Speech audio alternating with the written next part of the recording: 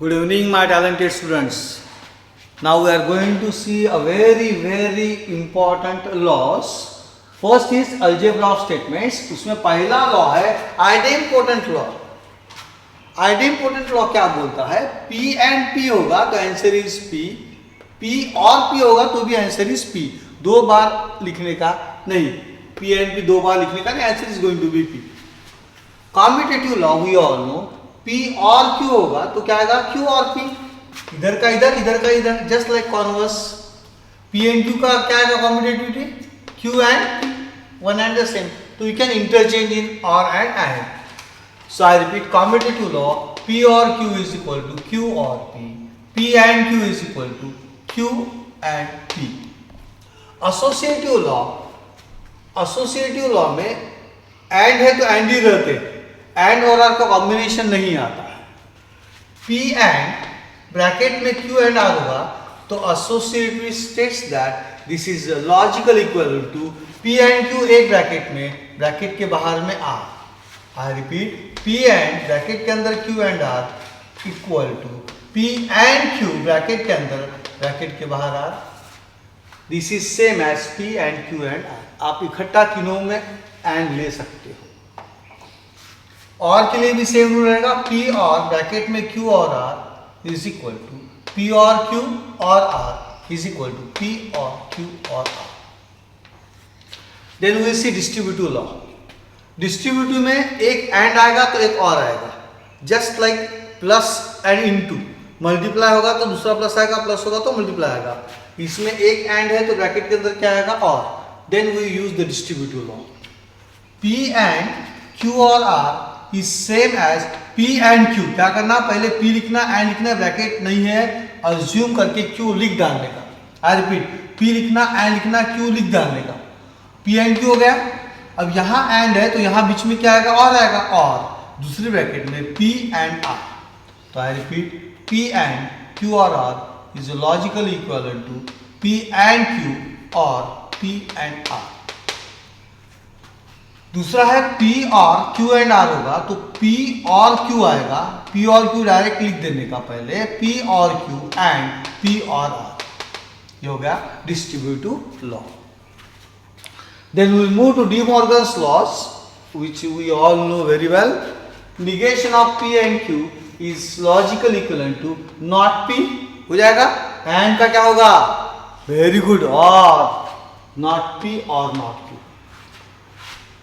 Negation of P और Q में एक नॉट जाएगा P को तो होगा not P. और का क्या होगा? And not Q. De Morgan's laws.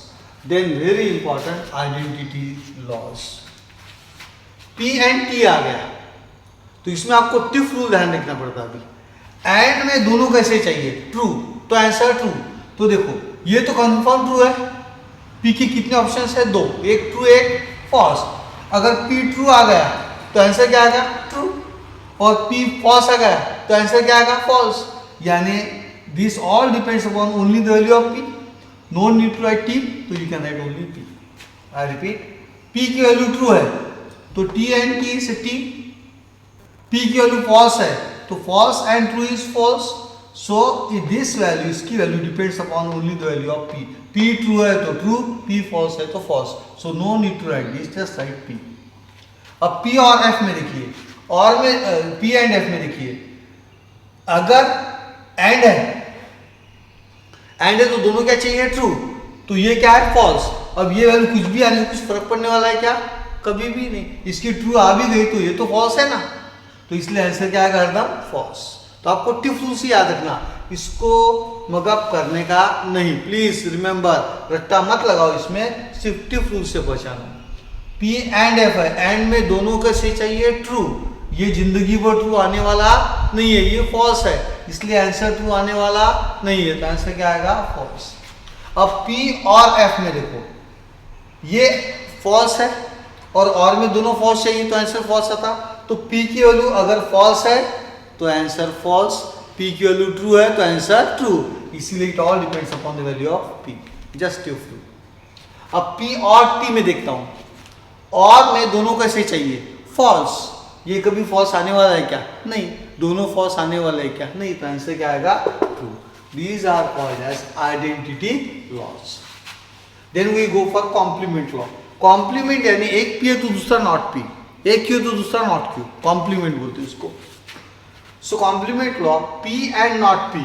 अब देखते हैं एंड है, दोनों कैसे चाहिए ट्रू. अगर P की वैल्यू ट्रू आ गई तो नॉट P की क्या रहती है, करेक्ट, वेरी गुड. P की वैल्यू ट्रू है तो नॉट P क्या आता है, फॉल्स. यानी ये दोनों जिंदगी भर ट्रू आने वाले नहीं है, इसलिए आंसर आएगा फॉल्स. ये कौन है, और में दोनों कैसे चाहिए, फॉल्स.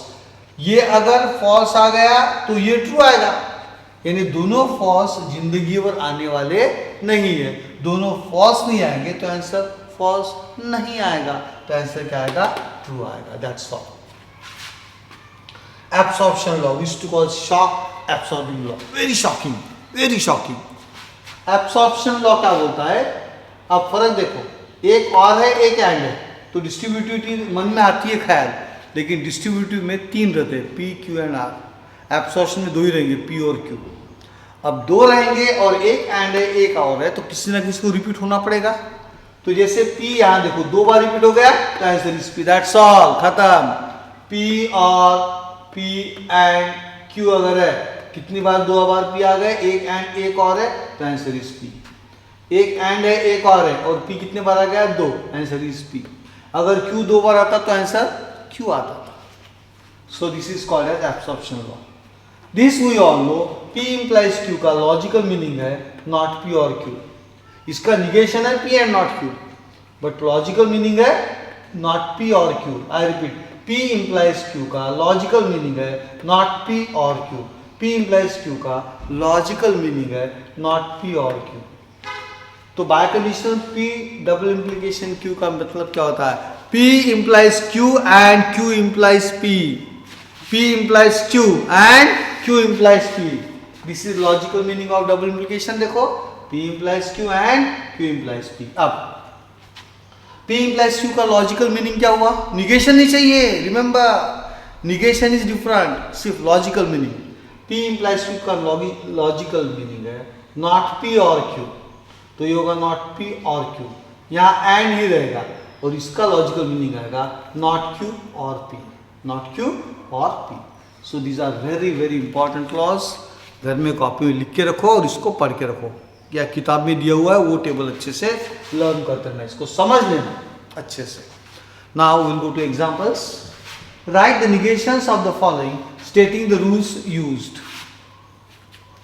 फर्स्ट, P और Q एंड Q और नॉट R. इसका मुझे निगेशन चाहिए, तो मैं निगेशन लगाया इसको, निगेशन इन ब्रैकेट P और Q एंड Q और नॉट R. हो गया निगेशन.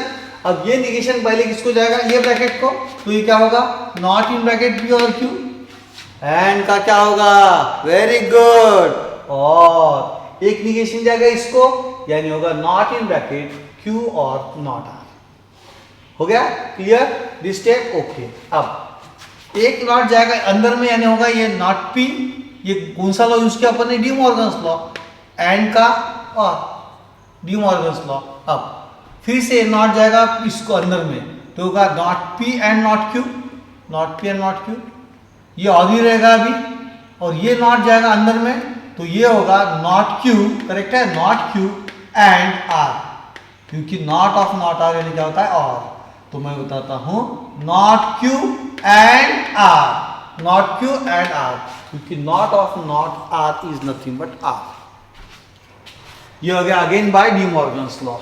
अब ये स्टेप में आ गए. अब ध्यान क्या देना अपने को ऐसे स्टेज में, कॉमन कौन है, कॉमन है सिर्फ नॉट Q, बस इतना देखो. नॉट Q कॉमन है तो नंबर्स में क्या होता है, कहीं से भी कॉमन निकाल सकते हैं. इसमें आप लोगों को या तो लेफ्ट या राइट से कॉमन निकालना पड़ता है.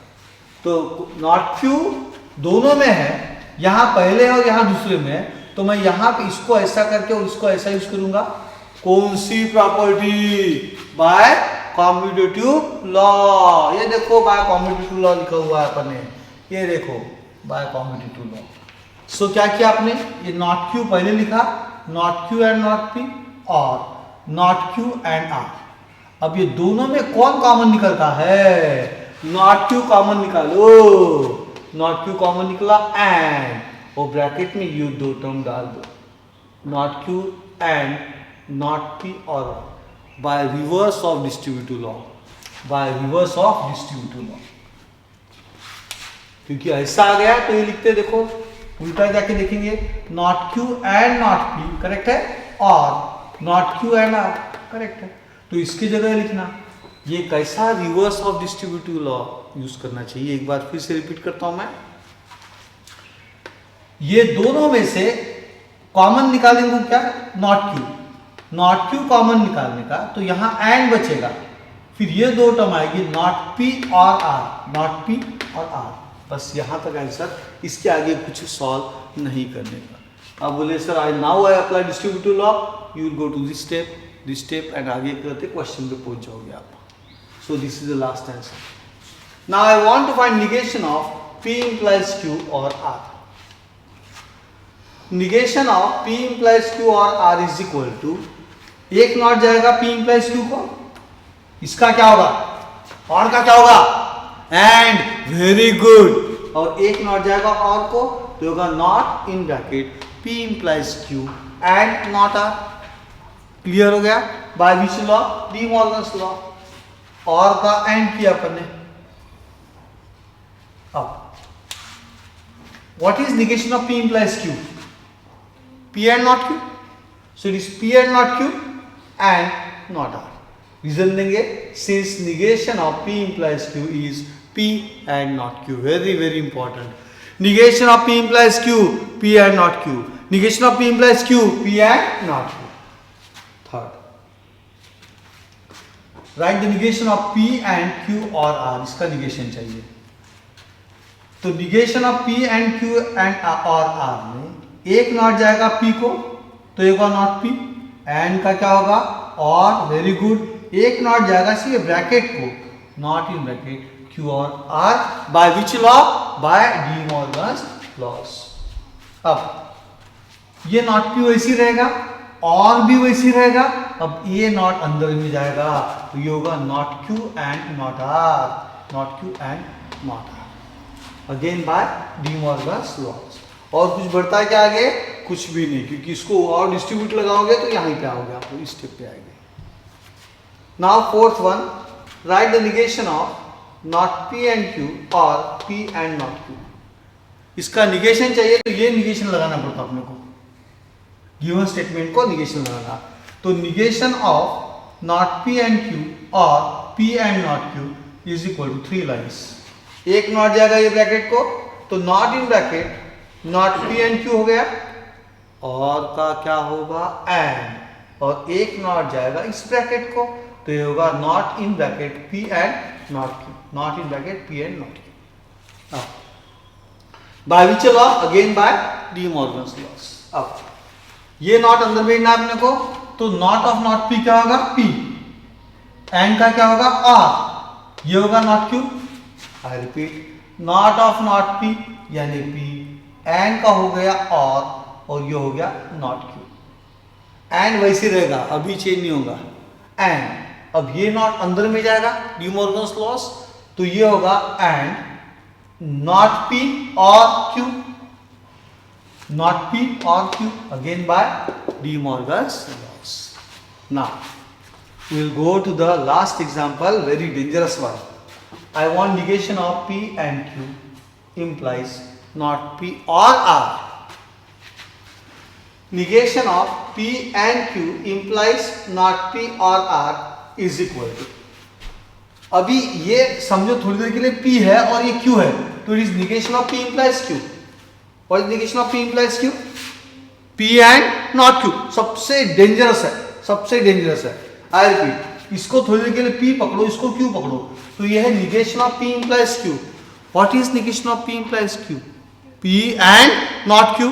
Negation of P implies Q, P and not Q, यानी पहली ये ब्रैकेट वैसी की वैसी रहेगी P and इसको Q पकड़ा है तो उसको नॉट लगाएंगे अपन लोग, तो आएगा P यानी ये P and दूसरा वाला नॉट Q। अब ऐसा देखो समझेगा P and not Q, हालांकि P कौन है, P and Q है, Q कौन है, नॉट P और R है। तो I hope this step is clear. I repeat again, negation of ये चाहिए था थोड़ी देर के लिए इसको P पकड़ना, इसको Q पकड़ना, तो it is negation of P implies Q, यानी P एंड इसका क्या होगा एंड, इसको नॉट लगा, not in bracket not P और R, सिंस रीजन दिया, since negation of P implies Q is P and not Q, negation of P implies Q is P and not Q। अब उसके बाद simple है, very simple now, P and Q वैसे रहेगा and वैसे रहेगा। अब Q को अंदर भेजा अपन, नॉट को अंदर भेजा, नॉट ऑफ नॉट P यानी P, और का हो गया एंड, ये हो गया नॉट R, तो ये हो जाएगा P and not R by De Morgan's laws. अब इसमें कितने P आ रहे हैं, 2 बार P आ रहा और सारे एंड है, डिस्ट्रीब्यूटिव लॉ यूज नहीं होगा, तो अपन क्या करेंगे P कॉमन निकालने की कोशिश करेंगे। तो P के लिए क्या करूंगा, इधर P पहले है ना, तो इधर इसको आखिरी में ले लो Q and P and P and not R, I repeat P Q पहले लिखा and P and P and not R। अब P एंड P को ब्रैकेट में डाला, जरा पहला लॉ देखो, आइडेंटिटी लॉ। आइडेंटिटी लॉ क्या बोलता है, P एंड P होगा तो क्या लिखना है, 2 P की जगह ओनली 1 P, तो ये आएगा Q and P and not R by identity law. ये देखो 2 P की जगह क्या कर दिया अपन ने, 1 P कर दिया, ये होगा Q and P and not R। With this we stop very dangerous examples.